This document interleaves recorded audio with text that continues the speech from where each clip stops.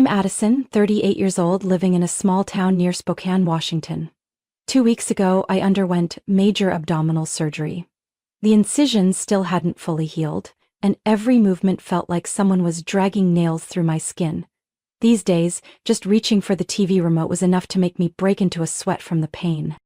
I was lying sideways on the couch, one hand resting lightly over the bandages around my stomach, trying to steady my breath, when the door swung open. Ethan, my husband, walked in, eyes glued to his phone. He didn't even glance at my pained expression. Mom just called. They decided to have Christmas at our place this year. He said it casually, like announcing the weather. I sat up with effort, a burning stretch pulling along my back. What? I can't even walk properly yet. They really want to come here? Ethan shrugged. Mom said she'll take care of decorations. You just need to handle dinner and host. It's not that much. I had surgery 2 weeks ago. The doctor said no standing for long periods, no lifting anything heavy. Addie, don't be dramatic, it's just cooking. My mom still does it and she's got arthritis in both knees. I clenched my hand into a loose fist to stay calm.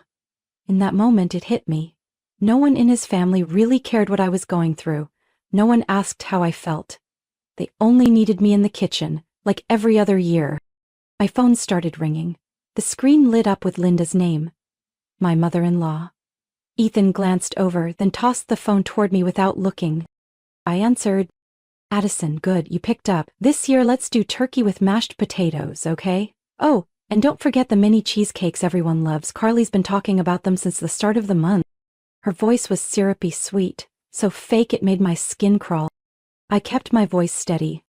I'm not sure I can cook that much this year, Mom. I just had abdominal surgery. Oh, stop making it so dramatic. It's Christmas. Just do what makes everyone happy. Her tinkling laugh over the line made my stomach tighten. I'll bring the fine china. You just focus on the food and setting the table properly. Use cloth napkins this time, not paper like you did at Thanksgiving. I didn't respond. Linda had already hung up. She didn't need my agreement. I sat there, staring at the cold kitchen, thinking back to last Christmas, when I had a high fever but still managed to cook 4 main dishes because tradition is tradition. I remembered Ethan's birthday in April. I had digestive issues so bad I needed an IV, but still made him a cake because his mother said, "A daughter-in-law who can't prepare a proper meal doesn't deserve respect in this family." My phone buzzed with a message. It was from Carly, Ethan's sister. Mom says you're in charge of Christmas. Don't mess it up again, okay? I stared at the screen. Something inside me broke. Not loudly, not dramatically, just a quiet, final crack. I shuffled into the bathroom. The pale yellow light reflected my face in the mirror. Pale, gaunt, but something in me held steady for once. No longer completely defeated. I gently touched the stitched-up area on my abdomen. The dull pain reminded me of everything I'd endured for what they called family. And I knew this Christmas wouldn't be like the ones before. The next morning, as I took careful steps around the house for recovery, Ethan sat at the kitchen table with a cup of coffee and half a piece of toast. He didn't ask how I was feeling or whether I'd slept okay, as if I were just another appliance in the house, like the coffee maker, the fridge, or the old sofa he once said he'd replace. Mom wants to know what you're planning to cook for the 25th, Ethan said, eyes still fixed on his phone. I turned my face away from the bright sunlight coming through the window. I can't even slice an apple right now, Ethan. How do you expect me to roast a turkey or prepare an entire meal? He sighed and set the cup down hard enough to spill a little. I know you're tired, but this is important. The whole family's counting on you. Mom already said, just put in a little effort. I bit my lip. And little effort? Like last Thanksgiving when I stood for 6 hours with a migraine? Or your mom's birthday when I had a fever but still made 3 kinds of cake? Ethan didn't answer. He just looked at me, then muttered with a tone colder than before. My mom is 65 and still handles everything. You're 38, don't keep using surgery as an excuse. I turned away. My heart didn't race from anger, but from the weight of realizing the man who once held my hand at the altar no longer saw me at all. My phone buzzed again, a text from Carly. Mom says you're just being lazy, acting all weak. Do it properly this time. You burned the cake last year. Before I could lock the screen, it rang. Linda. I hesitated, then picked up. Addison, don't mess things up like last year. Grandma's coming, and she can't handle anything spicy. For desserts, cut the sugar. Carly's dieting. And oh, make sure the table's done with white flowers, red ones look cheap. I gripped the phone tighter. Mom, I don't know if I can do all this. Come on, I'm not asking for the moon. Just the same as always, don't make us look bad in front of the relatives. She hung up before I could say another word. I stood there in the cold kitchen, hearing my own voice echo inside my head. Am I even a person here? Or just their default holiday chef? The doorbell rang. I opened it slowly. Carly, 27, with her perfect curls and bright red nails, stood holding 2 gift bags and a printed list. Here's the menu everyone agreed on, she said, handing me the paper without even making eye contact. Oh, and be sure the mushroom soup uses organic mushrooms. As for the tart, make the crust crisp this time, not that soggy mess from 2021. I took the paper but felt nothing, just a numb exhaustion. Carly nudged past me, opened the fridge without asking, and poked through the shelves. Mom said to check if you've started anything. We're all busy, so don't go scrambling at the last minute again like last year. I said nothing, just walked back to my room, closed the door, and sat on the bed.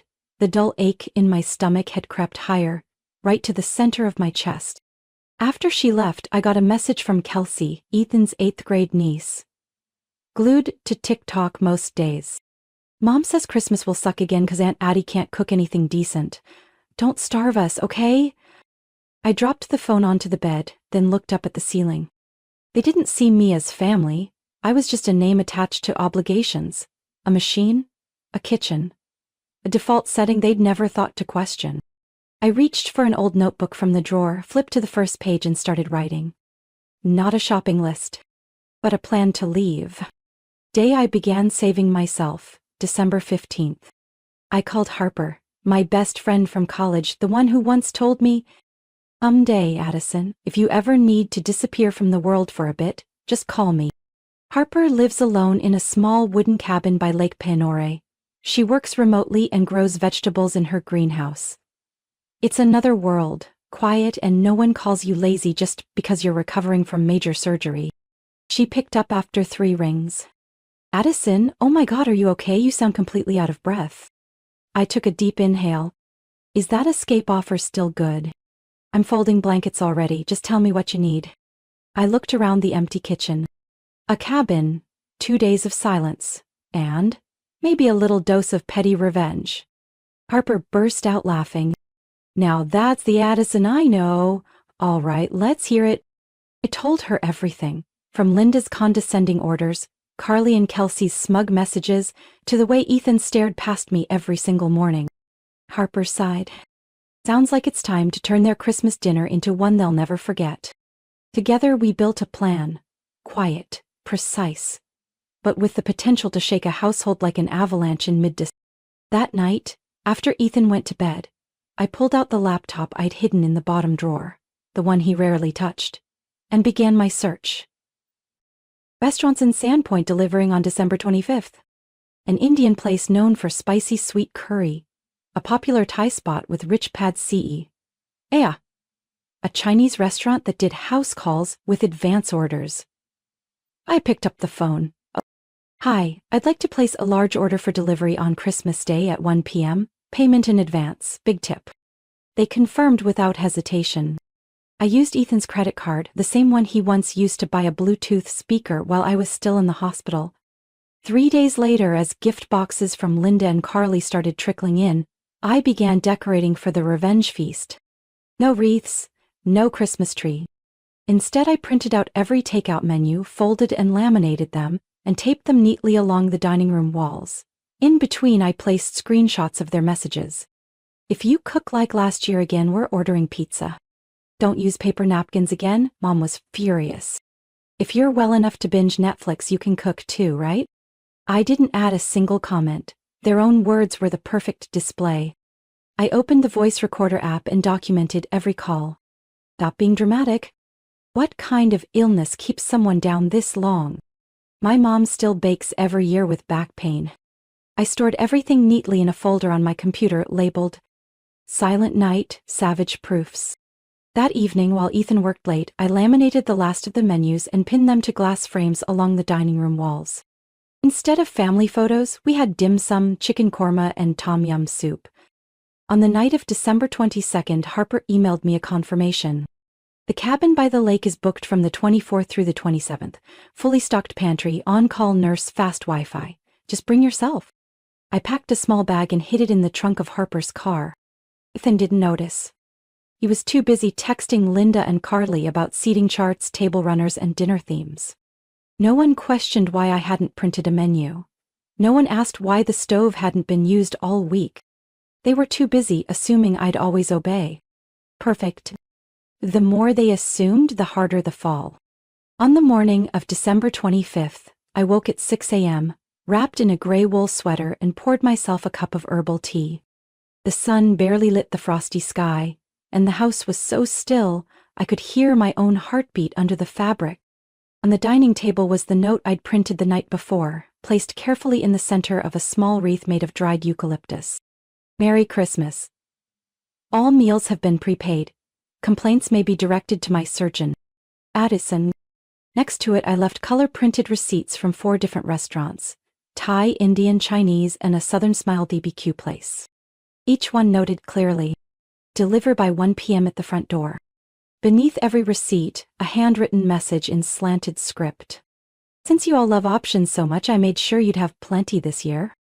On the walls, laminated menus were displayed like exhibits in a gallery. Between them, screenshots of texts from Carly, Linda, and Kelsey, unedited, unfiltered. No captions needed, they told the story better than I ever could.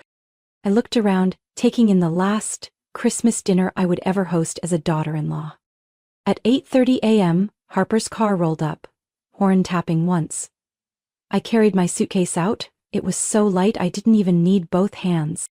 Ethan had left earlier to pick up his grandmother. For the first time in years, the house felt entirely mine, for just a moment. "Ready, General?"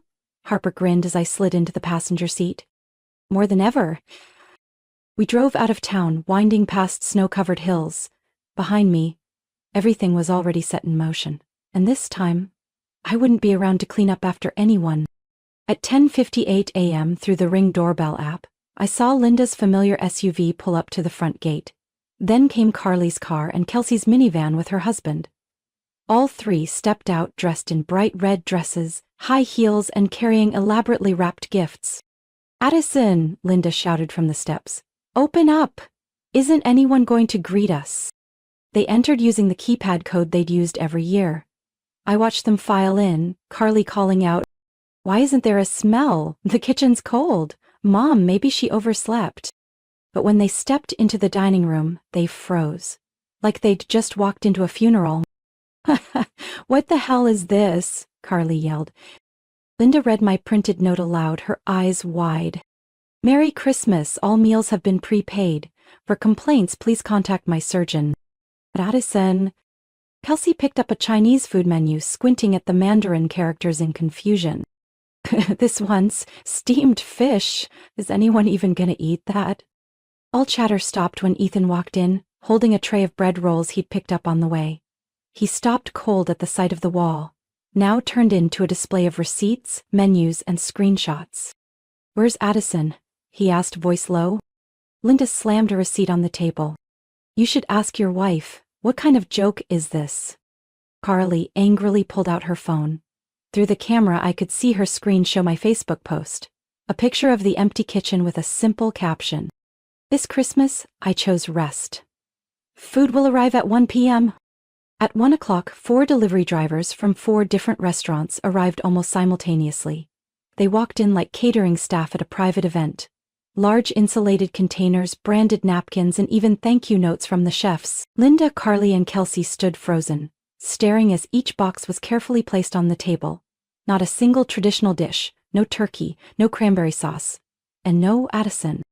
Ethan sat in silence, pulled out his phone, and saw the message I'd sent. "Don't come looking for me. I haven't disappeared. I've just finally shown up. Exactly where I belong. Enjoy your meal." Back at the cabin by the lake, I sat on the porch, wrapped in a thick blanket, sipping the hot cocoa Harper had made. The smell of freshly baked cinnamon rolls drifted from the kitchen. "Plug in the fairy lights?" Harper asked. I smiled. No need, it feels bright enough already. Inside the cabin, I sat at the desk, hands resting on my laptop keyboard. Outside, snow fell steadily on the still surface of the lake. In that quiet space, I opened the only folder saved on my desktop, titled, The Truth Behind Christmas. I drafted an email addressed to all those who had turned me into the official family servant for years: Linda, Carly, Kelsey, Ethan, and 2 of his aunts. The subject line was short and direct. Why didn't show up this year? I attached 3 things. First, a photo of my surgical incision, clearly showing stitches nearly a foot long still healing just below my abdomen. Alongside it, a medical report stated, complex abdominal surgery. Patient must refrain from physical labor for at least 6 weeks. Second, a file of hospital bills. Every itemized cost from treatment, anesthesia, tests, medication, and post-op care. The final amount came close to $28,000, part of which I had to pay myself. Third, a file containing collected messages and voice recordings from the past 3 weeks. Each entry was time-stamped and labeled. Included was Linda's cold, cutting voice. If you can't even get this right, then it's a waste our family ever welcomed you in. Then came Carly's sarcasm. You're only 38. Don't act like you just had open-heart surgery, it's just cooking. And Ethan chimed in. My mom has arthritis and still hosts dinners. You could at least try. I didn't respond. I let their words speak for themselves. At the end of the email I wrote, Happy holidays to all. I hope this year everyone is served exactly the way they've treated others. Edison. I hit send. Not 10 minutes later, my phone started vibrating nonstop. I set it down quietly, not bothering to look. Harper walked out of the little kitchen with 2 mugs of hot spiced cider and sat beside me. Storm's rolling in already, she asked, handing me a mug. I nodded slightly. Yeah, but this time I'm not the one standing in the middle of it. By late afternoon, social media was buzzing. Someone who knew both Carly and me had posted a photo of my surgical scar with the caption, She once cooked holiday meals with a fever, carried trays while bleeding post-op. This year she chose to rest, and her in-laws lost their minds. Amazing. Within hours, the post had thousands of shares and comments. So many people were in support. If being a daughter-in-law means being treated like a servant, she had every right to walk away. If a husband compares you to his mom, maybe he should just live with his mom. She cooked every year while falling apart. That's not love. That's exploitation. I read each line. Not with tears, but with a soft, calm smile. That night, I opened my phone. Over 50 missed calls, mostly from Linda and Carly. One message from Linda appeared at the top. Have you lost your mind? Why would you shame the family like this? How are we supposed to face the neighbors now? Ethan texted just before midnight. Betty, this has gone too far. Come home, we need to talk. I replied with a photo of our kitchen on Christmas Day, walls covered in takeout menus, and a single line. You said it was just cooking, then cook it yourself. I'm finally somewhere that understands recovery needs space. I turned off the phone, set it on the table, and leaned back in my chair. Harper sat quietly beside me, resting her hand on my shoulder. I whispered, almost to myself, I don't have to prove anything to them anymore.